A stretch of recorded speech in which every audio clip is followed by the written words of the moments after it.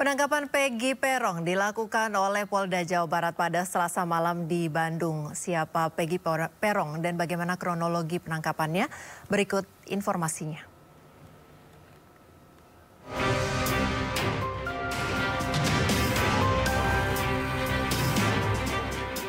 Peggy Perong masuk dalam daftar pencarian orang atas kasus pembunuhan Vina di Cirebon pada 2016 silam. Vina beserta kekasihnya Rizky atau Eki diduga dianiaya hingga tewas pada 27 Agustus 2016, sedangkan jasad keduanya baru ditemukan keesokan harinya. Usai dilakukan penyelidikan, saat itu polisi berhasil menangkap 8 dari 11 tersangka. Para tersangka diketahui berusia 16 hingga 24 tahun dan semuanya merupakan anggota geng motor. Sementara itu, 3 tersangka lainnya masih buron dan masuk dalam DPO, salah satunya Peggy Setiawan alias Perong. Setelah 8 tahun buron, Peggy akhirnya berhasil ditangkap di Bandung. Kabid Humas Polda Jawa Barat, Kombes Jules Abraham Abbas mengungkapkan selama menjadi buron, Peggy Perong tinggal di Bandung dan bekerja sebagai buruh bangunan. Saat ini polisi masih melakukan pemeriksaan kepada tersangka. Jules juga memastikan bahwa pihaknya akan terus mengusut kasus Vina Cirebon hingga tuntas dan melakukan pengejaran terhadap 2 buron lainnya. Peggy Perong diketahui bertempat tinggal di Desa Banjarwangun, Kecamatan Mundu, Kabupaten Cirebon sebelum menghilang dan menjadi buronan. Berdasarkan ciri fisik yang disebar polisi, Peggy Perong berperawakan kecil dengan tinggi 160 cm. Kulitnya hitam dan rambutnya keriting, sedikit berbeda dengan sosok Peggy yang baru-baru ini ditangkap karena rambutnya cenderung lurus. Peggy Perong sendiri disebut-sebut menjadi dalang dari kasus pembunuhan Vina dan Eki. Di sisi lain, 8 dari 11 tersangka berhasil ditangkap dan telah menjalani hukuman. Namun Direktur Reserse Kriminal Umum Polda Jabar, Kombes Surawan sempat mengungkapkan kejanggalan karena adanya perubahan berita acara pemeriksaan. Ke-8 tersangka menghapus 3 nama terduga pelaku, yaitu Andi, Denny, dan Peggy Perong. Muncul dugaan adanya intervensi dari pihak polisi, namun Surawan membantah kabar miring tersebut. Surawan tidak menutup kemungkinan adanya intervensi dari pihak lain yang memaksa para tersangka untuk mencabut keterangannya. Sementara itu, kasus Vina Cirebon sempat tenggelam dan mulai dilupakan. Kasus ini pun kembali viral setelah perilisan film Vina. Viralnya film ini mendorong kepolisian terus melakukan pengejaran terhadap para pelaku yang masih buron.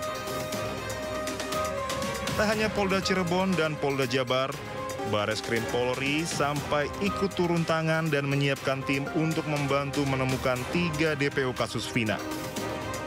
Peggy Perong akhirnya ditemukan polisi di Bandung dan diketahui bekerja sebagai tukang bangunan. Ia ditangkap pihak polisi pada Selasa malam tanpa perlawanan. Tim iNews melaporkan.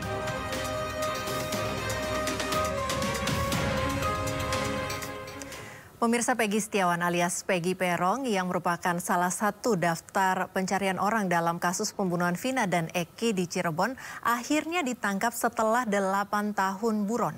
Peggy Perong sendiri disebut-sebut menjadi dalang dari kasus pembunuhan Vina dan Eki. Untuk membahasnya sudah bersama kami kuasa hukum Vina Ibu Dewi Intan, anggota Kompolnas Bapak Yusuf Warsim, dan kriminolog Bapak Suprapto. Selamat sore Bapak-bapak dan Ibu. Selamat sore. Iya, saya ke Ibu Intan lebih dulu. Bagaimana Ibu tanggapan kuasa hukum dan juga keluarga atas penangkapan Peggy alias Perong ini? Ya, tanggapan dari kuasa hukum dan keluarga tentunya keluarga sangat bahagia mendengar bahwa ada titik terang dari kasus ini dengan penangkapan 1 DPO. Namun sejauh ini kami masih minim sekali informasi tentang 1 DPO yang sudah ditangkap dan belum ada informasi jelas kepada tim kuasa hukum mengenai 1 DPO yang tertangkap tersebut. Seperti itu. Baik, ini disebut sebagai otak pembunuhan Vina. Hubungan Vina dengan Peron seperti apa menurut keterangan dari keluarga? Menurut keterangan keluarga tidak ada hubungan spesial seperti itu. Jadi memang yang dikait-kaitkan dengan DPO yang 1 tertangkap ini keluarga pun tidak mengenal seperti itu. Oke. Jadi kalau dari keluarga mungkin tidak mengenal, bagaimana dengan rekan-rekan dari almarhumah Vina? Apakah ada yang mengetahui atau mengenal Peggy ini siapa begitu? Karena mungkin lingkup di Cirebon saling mengenal satu sama lain begitu ya dalam pertemanan atau lingkungan sosial. Apakah ada yang memang tahu Peggy Peron ini siapa di sana? Belum ada, justru itu karena informasi yang masih simpang siur mengenai 1 DPO ini, apakah Egy yang dimaksud atau bukan, jadi belum ada yang memberikan informasi dari sekitar kita, karena mereka pun masih bertanya-tanya apakah betul Egy yang dimaksud atau bukan, seperti itu. Oke, baik. Sekarang saya ke Pak Yusuf Warsim. Bapak, ini Peron disebut sebagai DPO dan akhirnya ditangkap. 8 tahun sudah buron, tiba-tiba bisa tertangkap. Itu apa yang meyakinkan polisi bahwa Peron ini memang Peron yang dimaksud? Baik, terima kasih Priska. Kami Kompolnas sebagai pengawas eksternal Polri tentu mengucapkan terima kasih lah terlebih dahulu atas penangkapan Peggy, salah satu 3 tersangka dari DPO.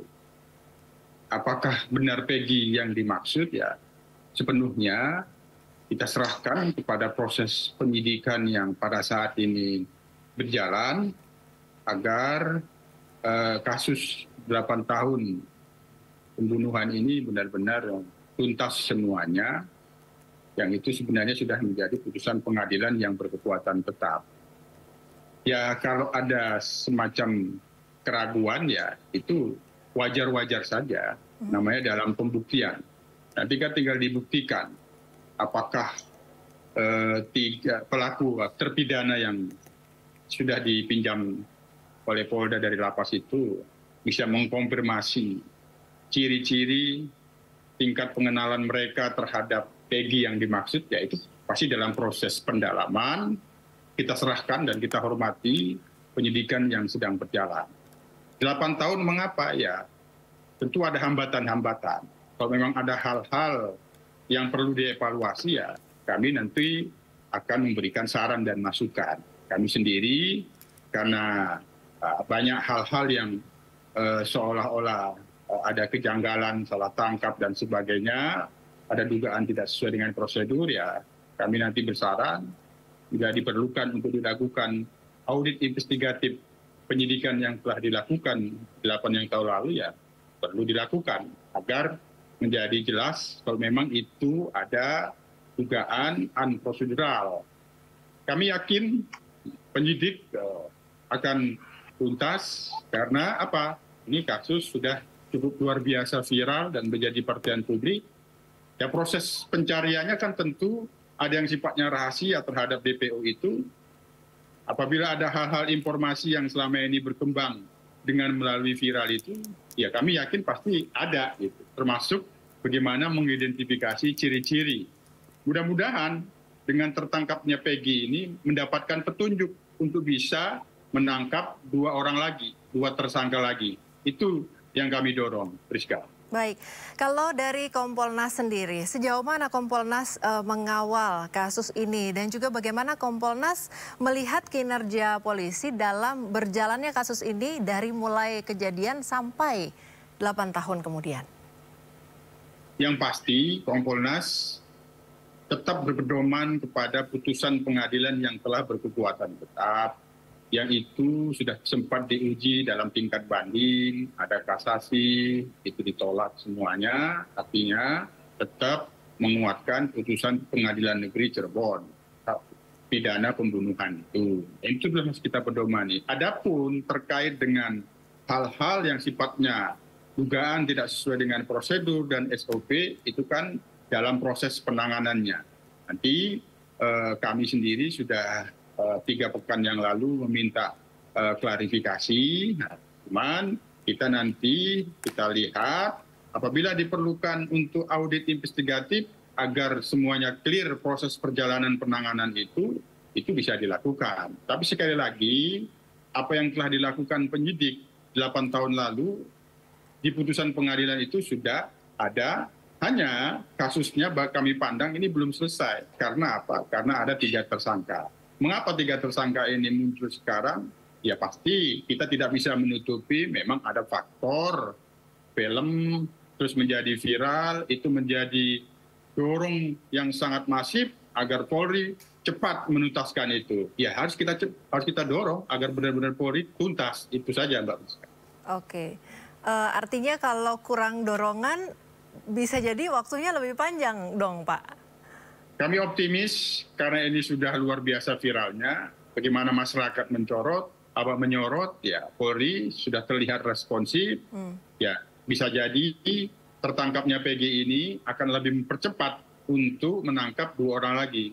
Dengan tertangkapnya 3 tersangka ini akan dilakukan pendalaman, barangkali ada novum, kita kan belum tahu. Soal dugaan pemerkosaan ini kan, ini masih tanda tanya. Ada barang bukti, sperma di tubuh korban, tapi proses pembuktiannya tidak terlihat di dalam putusan pengadilan dalam fakta persidangan. Dengan tertangkapnya 3 tersangka ini harapannya ada novum mengarah ke sana. Baik, saya ke Pak Suprapto. Pak Suprapto, bagaimana Anda sebagai kriminolog melihat kasus ini dengan segala spekulasi dan misterinya? Ya, yang pertama sih kita memang perlu mengapresiasi ya kepada Polda Jabar yang juga bekerja sama dengan Polres Kota Cirebon yang sudah berhasil menangkap seseorang yang dinyatakan sebagai PG gitu ya.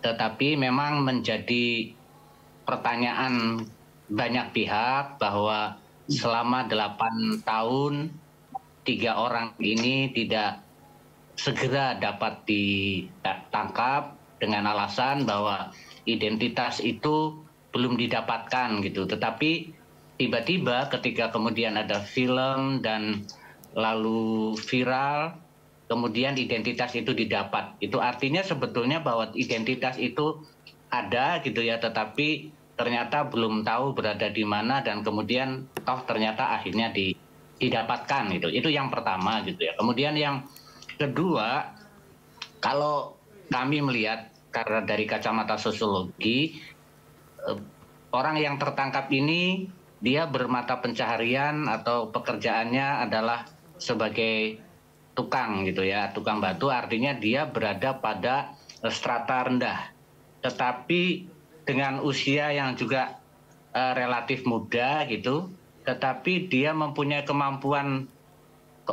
kemampuan luar biasa sehingga bisa bersembunyi selama 8 tahun.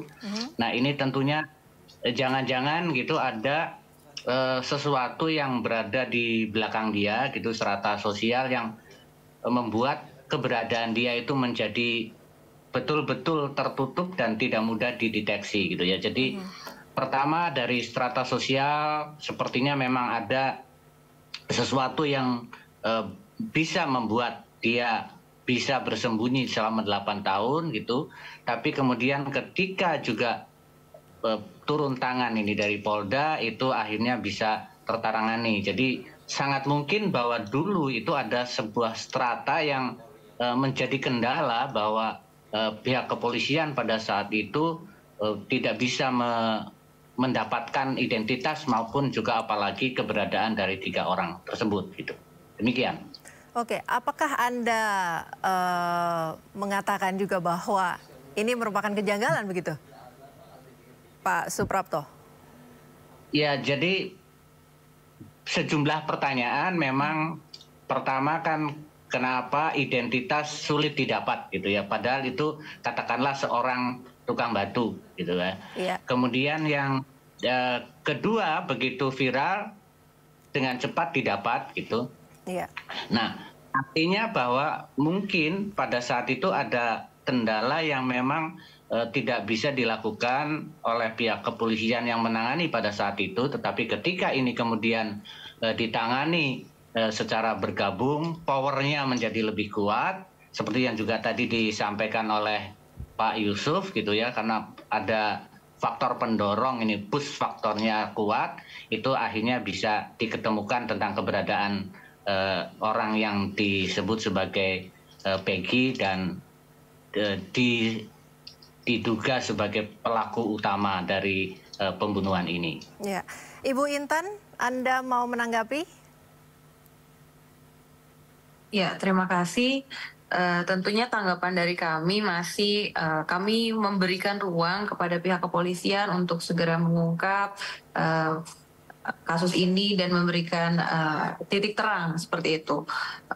Selebihnya tadi mengenai yang disampaikan Bapak Suprapto ya, itu ya betul, kami sangat mengapresiasi pihak kepolisian bahwa ya kita tidak menutup kemungkinan karena viral ini jadi cepat prosesnya. Ya mudah-mudahan pihak kepolisian segera melakukan penangkapan 2 DPO lainnya sehingga kasus ini cepat mendapat titik terang dan keadilan dan dan mengembalikan kepercayaan lagi kepada pihak kepolisian yang selama ini banyak sekali ada asumsi-asumsi terhadap pihak terkait dan pihak kepolisian juga, agar kembali kepercayaan masyarakat kembali kepada pihak kepolisian untuk segera mengungkap kasus ini seperti itu. Ya, Anda mau menanggapi juga terkait salah tangkap, isu yang salah tangkap kemarin sebelum Peggy?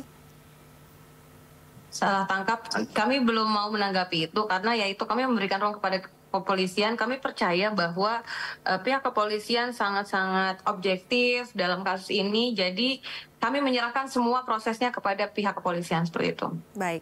Kami percaya sekali. Baik, terima kasih. Saya ke Pak Yusuf Warsim kembali. Bapak, tahun 2016 ini ada informasi bahwa rumah Peron sudah didatangi oleh polisi, tapi tidak ditangkap karena yang bersangkutan tidak berada di lokasi. Apa yang salah di sini?